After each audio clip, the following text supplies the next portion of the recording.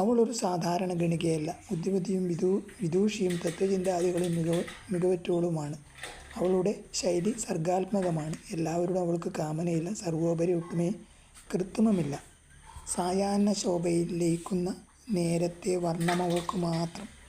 നീലനേത്രങ്ങൾ ആഴക്കടൽ മൂടി രാവിൻ്റെ ദൂരമവളെയൊരു നോക്കു കാണാൻ. കാമാർത്തരായ അവർ പോകുന്നു. ദീപങ്ങൾ വാരിവിതറിയ വെട്ടം ആഴങ്ങളിലേക്ക് കുതിക്കുന്ന നദിയുടെ മീതെ പല വർണ്ണങ്ങളായി തിരകളിൽ ഏറിത്തിളങ്ങുന്ന ഒരു സന്ധ്യാസമയത്ത് അവരിവിടെ എത്തിച്ചേരുന്നു. നിഗൂഢമായ പാതകളിലൂടെ. കാമത്തിൻ്റെ പാതകൾ നിഗൂഢം. അവർ അവളെ അന്വേഷിച്ച് ഉഴറി നടക്കുന്നു. ആസക്തിയുടെ ചതുപ്പ് നിലങ്ങളിൽ ഉഴറി നടന്ന അവർ പിറ്റേന്ന് പൊയ്കയിൽ കുളിച്ചു കയറി വരുന്ന ഒരു ജലകന്യകയെ കണ്ടു വിസ്മിതനേത്രരാകുന്നു. പുരുഷാകരമാർന്ന ഈ ആസക്തികൾ കാമത്തിൻ്റെ തീയാട്ട് മഹോത്സവത്തിൽ മുഴുകി. 12 വർഷം അവളോടൊത്തു കഴിഞ്ഞു.